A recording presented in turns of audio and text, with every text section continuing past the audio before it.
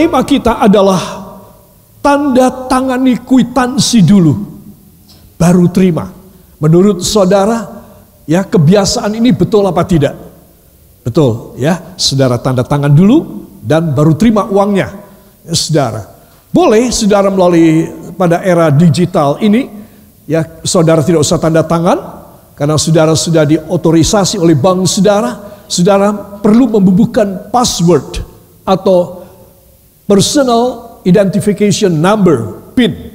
Ya, saudara, kalau tidak tanda tangan, ya, tetapi PIN dan password harus lebih dulu supaya saudara bisa menarik uang, saudara bisa menerima gaji saudara dan lain sebagainya. Ya, saudara, tanda tangan kwitansi lebih dulu. Nanti kita akan melihat apa maksudnya supaya saudara menjadi jelas. Saya perlu mengajak saudara dengan hidup sehari-hari kita ini. Semua perlu identifikasi, perlu pernyataan diri siapa kita orang. Ya, saudara, baru kalau kita sah, baru kalau kita betul-betul authorized, kita betul-betul legal, kita baru dapat, kita baru tarik, kita punya hasil, kita punya upah. Saudara, itu sebab tema ini penting sekali dan ternyata menandatanganinya itu mudah banget. Ya, anggukkan kepala ke samping Anda, ya, jangan terlalu kaku, semua tidak tersenyum karena ditutupi oleh masker. Ya, katakan tidak terlalu rumit, mudah sekali. Ya, nanti kita akan melihat apakah dia. Saudara yang kekasih, lebih dahulu kita akan membuka dalam Markus pasal yang ke-11 ayat yang ke-23 sampai 24. Injil Markus pasal yang ke-11 ayat 22 sampai dengan ayat yang ke-24. Mari kita akan baca juga di rumah saudara, baca dengan suara yang nyaring. Injil Markus pasal yang ke-11 ayat 22 sampai 24. 1, 2. Yesus menjawab mereka, "Percayalah kepada Allah. Aku berkata kepadamu, sesungguhnya barang siapa berkata kepada gunung ini, beranjaklah dan tercampaklah ke dalam laut, asal tidak bimbang hatinya, tetapi percaya bahwa apa yang dikatakannya itu akan terjadi, maka hal itu akan terjadi baginya. Karena itu, aku berkata kepadamu, apa saja yang kamu minta dan doakan, percayalah bahwa kamu telah menerimanya, maka hal itu akan diberikan kepadamu." Amin. Katakan luar biasa. Beri tepuk tangan buat firman Tuhan ini. Wow, saudara yang kekasih, perhatikan. Yesus menjawab mereka, "Percayalah kepada Allah."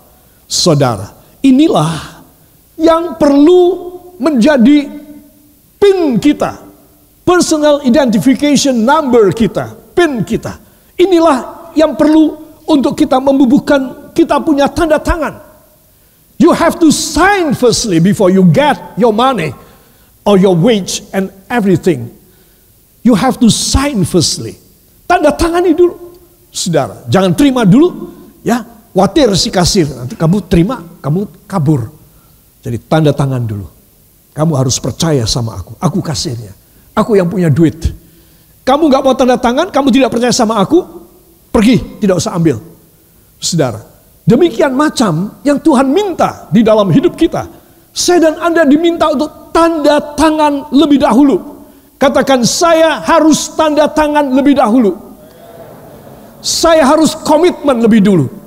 Sebelum saya mendapatkan pahala dan berkat saya. Yang percaya, beri tepuk tangan bagi dia. Haleluya. Saudara, dan ini adalah hal yang lumrah di dunia. Saya sudah bilang tadi, di era digital ini, kita tidak perlu tanda tangan. Ya saudara, dengan identifikasi yang lain, sidik jari, pupil mata, iris mata ini, ya saudara, atau wajah saudara, sudah diketahui, saudara, bahwa itu adalah saudara. Itu yang berhak. Saudara bisa menarik dari saldo uang saudara. Para kekasih, itu sebab perkataan dari Tuhan Yesus ini penting sekali. Saya ingin menekankan satu hal yang lumrah dan mudah, tanda tangan. Kalau tidak bisa tanda tangan, harus apa? Apa? Cap jempol. Saya mau tanya, jempol tangan apa kaki? Sebaiknya hormatnya tangan, ya. Cap jempol. Karena ini juga sidik jarinya ini konon tidak ada yang sama di dunia. Itu sebab penjahat-penjahat kelas internasional mengubah sidik jarinya, mengubah telapak tangannya untuk menjadi baru kalau mereka sudah di blacklist di seluruh negara di dunia. Supaya menjadi manusia yang baru, itu pikir mereka. Dulu bisa, tapi sejak 4-5 tahun ini sudah tidak bisa lagi, ketahuan. Ya saudara, nah saya berbicara mengenai soal tanda tangan. Semua penerima hibah, itu bisa berarti juga gaji, itu bisa berarti juga hadiah atau bonus, wajib tanda tangani kwitansi. Ya apa tidak? Ya, kwitansi penting sekali. Saya memberi contoh satu lembar kwitansi di sini, ya saudara, ini kwitansinya. Di situ disebutkan ya bukti pembayaran, kemudian sudah terima dari ya siapa, banyaknya uang berapa, untuk pembayaran apa, ya saudara. Di sini kita melihat jumlahnya 1.500.000 ya untuk honorarium. Sebentar saya baca. Untuk honorarium ketua peneliti kegiatan penelitian atau hibah bersaing fundamental, hibah pasca sarjana, rangka kegiatan pengembangan penelitian. Ya, ini pada satu universitas. Sejumlah 1,5 juta. Ya, saudara. Tetapi saudara lihat ada beberapa tanda tangan. Satu penerima tanda tangan, ya, dia harus tanda tangan. Dan kedua, yang di bawahnya setuju dibayar ketua peneliti. Itu yang saksi yang pertama. Saksi yang kedua, lunas dibayar bendahara pelaksana. 3 orang harus tanda tangan, saudara, untuk uang 1,5 juta. Ini satu contoh, saudara. Secara rohani kita harus taken. Katakan, saya harus taken. Komitmen, tanda tangan iman saya. Ya, saudara. Ayat yang kita baca tadi, apa yang kamu minta, apa yang kamu doakan dan yang kamu minta, kamu harus percaya bahwa kamu akan sedang telah menerima. Akan menerima, sedang menerima, telah menerima. Telah. Saudara, heran Tuhan Yesus, saya belum dapat. Tuhan bilang, kamu harus taken dulu. Kamu harus tanda tangan, kamu harus bilang, kamu sudah dapat. Saudara, maka kamu akan terima uangnya, kamu akan terima kuasaku, kamu akan terima perjamuan kudus dan khasiat perjamuan kudus. Taken dulu, komitmen dulu. Orang tanpa komitmen tidak bisa hidup senang. Harus ada komitmen teristimewa kepada Tuhan. Katakan amin. Saya harus berkomitmen. Ayo angkat 2 tangan saudara, lebih bagus. Saya harus berkomitmen supaya saya segera mendapat apa yang saya perlukan, yang saya doakan, yang ingin diberi oleh Allah Bapa kepada saya. Saya harus tanda tangan, taken, beriman, berkomitmen dalam nama Yesus. Amin. Jadi secara rohani, taken itu adalah komitmen. Saudara, iman atas semua ketentuan Allah itu harus diteken. Ya saudara, artinya saudara harus mengaminkan, harus beriman. Tanpa itu, no pemenuhan dari janji Allah. Tidak akan ada pemenuhan janji Allah tanpa komitmen saya kepada Tuhan. Mudah kan? Jadi kenapa saya bilang harus diteken kwitansinya? Saudara, kita harus yakin apa yang kamu doakan dan yang kamu minta bahwa kamu telah, katakan, telah menerima. Amin. Para kekasih, dengan pendahuluan ini saya ingin mengajak semua saudara memperhatikan tentang kwitansi dan tanda tangan. Ya, apakah tanda tangan atau PIN Anda? Ini dia, saudara. Background dari Yesus mengajari kita untuk mencampakkan gunung ke dalam laut. Itu backgroundnya, latar belakangnya pohon ara ini. Ya, tadi yang kita baca tentang Tuhan Yesus mengatakan bahwa kalau kamu percaya, ya saudara, ayat yang kita baca tadi, jikalau kamu tidak bimbang, maka kamu akan mendapatkan. Ya, beranjaklah dan tercampaklah ke dalam laut, asal tidak bimbang hatinya. Kok besar sekali ya Tuhan? Memang bisa Tuhan bahwa hamba bisa mencampakkan gunung hambatan, gunung kemustahilan hamba ke dalam laut. Ini pendahuluannya, yaitu pohon ara yang dikutuki oleh Tuhan. Tuhan memberikan sampel contoh yang mudah. Ya saudara, kalau saudara melihat ibu-ibu istimewa di mall atau di satu toko atau di entah di mana, lihat ada demonstrasi membuat roti kukus, demonstrasi membuat lumpia, demonstrasi membuat kue tart, ya, yang dibikin itu oleh demonstratornya adalah yang sederhana, yang simple, yang mudah, supaya ibu-ibu, wah gampang sekali ya, pakai wajan ini, pakai panci ini, mudah sekali ya. Ya, dia akan memberi contoh yang mudah lebih dahulu. Dia tidak pakai contoh, memberi contoh yang sulit dengan harnir yang susah sekali. Ya, dia tidak pakai yang mudah, yang simple saja, saudara, supaya semua orang tertarik. Wah, dengan harga panci yang segini, aku bisa bikin yang menyenangkan dalam tempo yang singkat ya. Nah, demikian juga, sebelum Tuhan Yesus mengatakan engkau boleh berkata pada gunung yang besar ini, tercabutlah engkau dan tercampaklah ke dalam laut. Aku kasih contoh.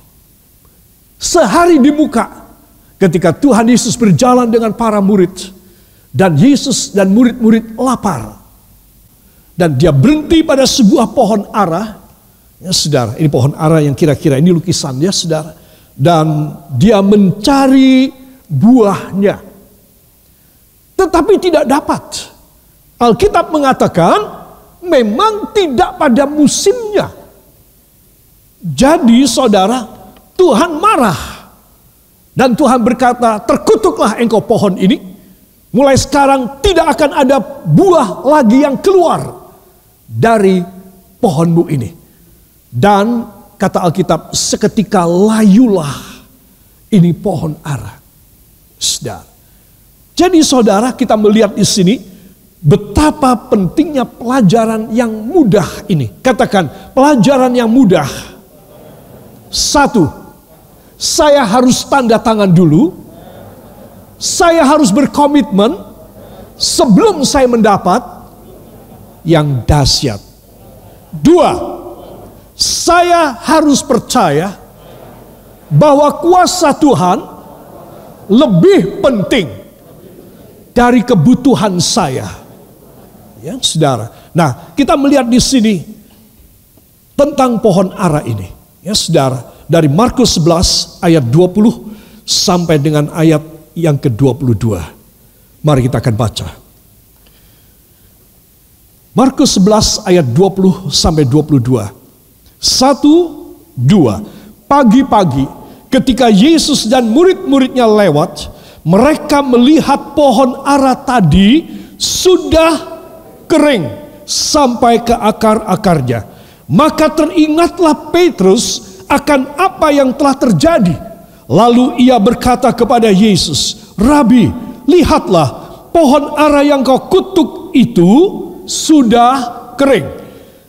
Yesus menjawab mereka, percayalah kepada Allah. Amin.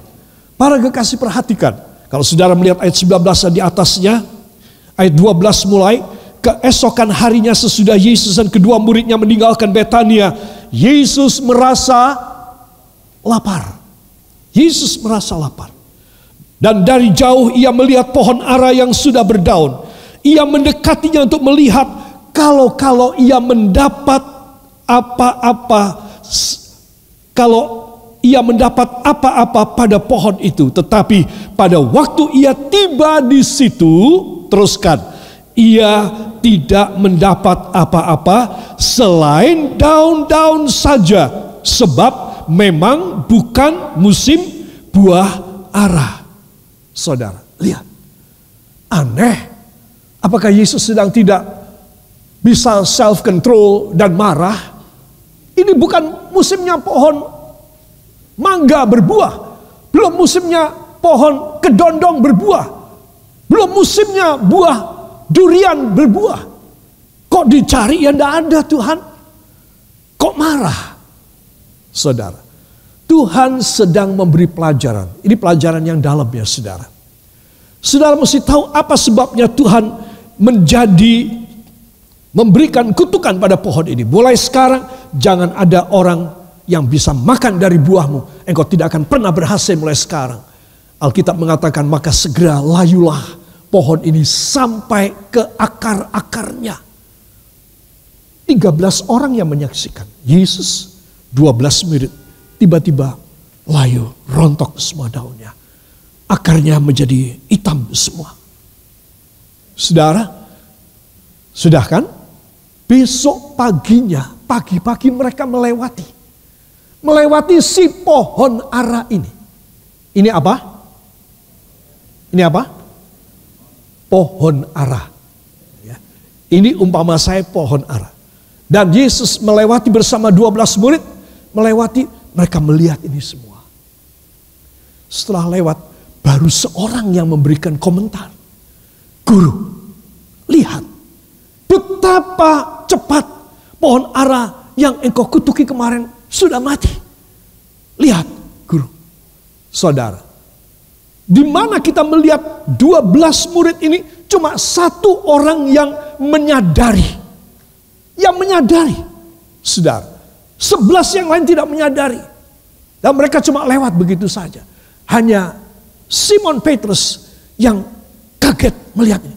Guru, Rabi, lihat pohon yang kemarin kau kutuki ini sudah sama sekali sampai ke akarnya mati. Lalu Yesus berkata, jangan khawatir. Bukan cuma ini saja yang aku bisa bikin. Kalau engkau percaya dan tidak bimbang dalam hatimu, engkau boleh berkata pada gunung ini, hai gunung, tercampaklah engkau ke dalam laut, maka itu akan terjadi kepadamu. Amin. Jadi ini pelajaran pohon ara ini. Pelajaran yang simple, yang sederhana. Ayo kamu bisa bikin. Saudara, saya menjelaskan bahwa Yesus bukan emosional. Saya menjelaskan bahwa Yesus punya maksud dengan mengatakan bahwa tidak boleh ada buah lagi keluar dari kamu, hai pohon ara. Saudara, di dalam kitab suci, pohon ara itu diumpamakan sebagai Israel. Bangsa Israel itu adalah pohon ara. Ya saudara, itulah dalam Matius pasal yang ke-24 ayat 32 dan 33. Saudara, dan orang-orang Yahudi mempunyai tradisi, dan dituliskan di dalam kitab Talmud, bahwa satu pohon yang tidak menghasilkan buah, sebab pohon ara ini walaupun tidak pada musimnya, dia adalah pohon yang selalu 1, 2, 5, 10 buah pada satu pohon selalu ada. Walau tidak pada musimnya. Memang kalau pada musimnya penuh dengan buah. Saudara, buah ara itu sangat bermanfaat, istimewa untuk daerah yang sangat tropis dan panas. Di Palestina, di Kanaan, di Israel. Itu pohon ara ini sangat menjadi tujuan orang lapar, tidak punya uang. Maka dia boleh memetik pohon ara itu. Ada di sepanjang jalan dan kota dimanapun di Israel. Jadi mereka bisa mengambil, berhenti, dan mereka membuka dan mereka makan buah ara yang manis. Gratis. Tetapi pada waktu itu Yesus tidak mendapat satu buah pun. Itu sebab Tuhan sedang memberi pelajaran pada orang-orang Farisi, ahli Taurat, dan imam-imam Yahudi atau Yudaisme pada waktu itu. Dan dia berkata, jangan ada lagi buah keluar dari kamu. Saudara, dia yang menyatakan dirinya bahwa dia adalah Mesias. Katakan, Yesus adalah Mesias yang diurapi, yang bisa mengalahkan kutukan. Ya, saudara, jadi perkataan kutukan Tuhan Yesus itu mengalahkan kutukan yang ada. Apa kutukan yang ada? Yaitu bahwa pohon ara ini tidak menghasilkan buah sama sekali. Saudara, di dalam kitab Talmud Yahudi, semua yang tidak bisa berbuah atau tidak bisa punya anak adalah karena kutukan. Ini zaman dulu loh, tidak pada zaman sekarang. Sama sekali tidak ada hubungan. Ya. Nah, itu kepercayaan Yahudi. Saudara, jadi kalau satu pohon dia tidak menghasilkan buah, sedikit sekalipun tidak ada, berarti memang ini pohon sudah terkutuk. Dengan sendirinya dia sudah terkutuk menurut ajaran agama Yahudi. Saudara, itu sebab Yesus datang dan Yesus mengutuki kutukan ini. Sepertinya Tuhan ingin aku kutuki. Supaya apa? Supaya kamu habis. Supaya kamu tahu bahwa aku adalah Sang Mesias yang diurapi. Yang kalian tunggu-tunggu. Kamu nunggu siapa lagi? Aku ini Mesiasnya. Aku yang datang. Aku akan mengutuki semua keadaan terkutukmu. Supaya apa? Supaya kamu ingat, hai Israel. Hai para ahli Taurat, hai orang-orang Farisi, semua ini kalian adalah orang-orang yang di bawah hukuman dosa atau kutukan dosa. Aku ingin supaya kalian berbuah lebat. Jadi kutukan yang ada padamu aku kutuki. Aku berkuasa. Aku lebih dari pendapat kamu. Akulah Sang Juru Selamat. Akulah Sang Mesias. Itu sebab pohon ara adalah Israel. Yahudi yakin kelaparan dan hal tidak berbuah itu sama dengan pekerjaan iblis. Nah, apa yang membuat barren? Apa yang membuat mandul? Apa yang membuat tidak bisa berbuah ini pohon? Tidak berhasil ini pohon. Pekerjaan iblis. Ya, itu sebab Tuhan mengutuki pekerjaan iblis. Aku yang bisa mengutuki pekerjaan iblis. Kalau kamu percaya, kamu mempunyai kuasa di dalam namaku untuk kamu mengusir setan, untuk kamu menaklukkan kuasa kegelapan, untuk kamu boleh hidup berkemenangan sebagaimana anak-anakku seharusnya. Amin. Itu sebab saya dan saudara harus tahu bila mana saya dan saudara merasa tidak mempunyai hasil, tidak berhasil, tidak mempunyai satu kemampuan untuk menghasilkan. Saudara harus ingat kemungkinan aku dikuasai oleh kutukan. Kemungkinan aku masih ada hukuman dosa. Kemungkinan aku masih ada pekerjaan iblis di dalam hidupku. Sekarang Yesus datang kepada Anda dan saya sekalian.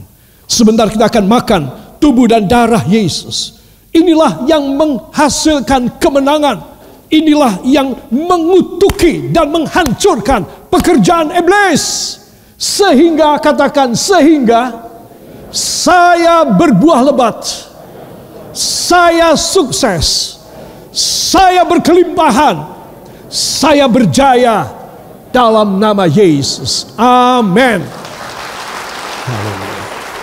Saudara, itu semua perhatikan. Inilah yang menjadi kehendak dari Tuhan di dalam hidup kita sekalian. Dia ingin menyatakan, aku Mesias. Dan aku mengutuki semua hal yang tak berbuah. Saudara. Jadi saudara mesti tahu bahwa kalau saya dan saudara ini percaya kepada Yesus, harusnya, katakan, seharusnya kepercayaan saya, tanda tangan saya harus menghasilkan kwitansi yang penuh dengan berkat. Itu maksud pelajaran dari ini. Ya saudara, jadi kita harus tahu bahwa Yesus mengutuki keadaan yang terkutuk.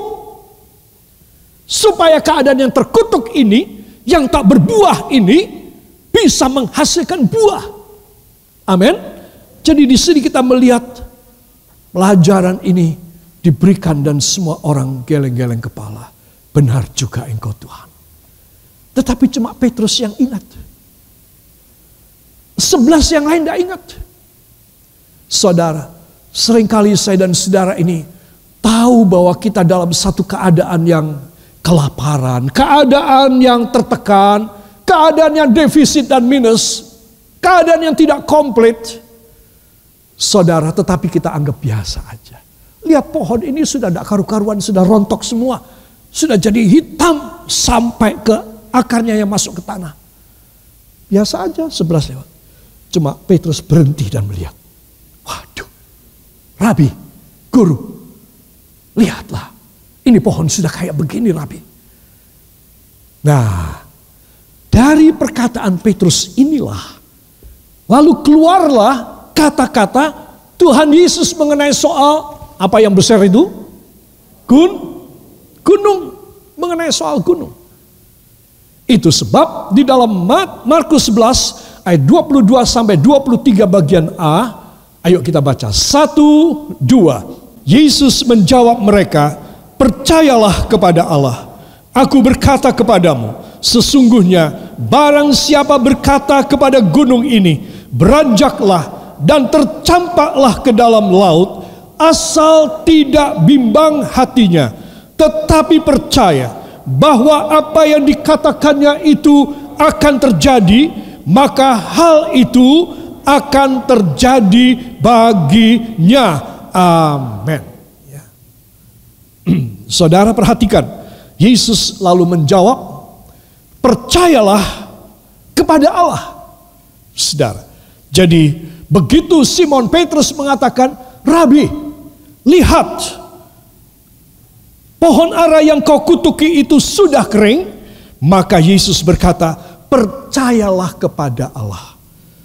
Kalau saudara melihat keadaan-keadaan saudara yang negatif, keadaan saudara yang terkutuk, keadaan saudara yang tak berbuah, apa yang Yesus anjurkan? Percayalah.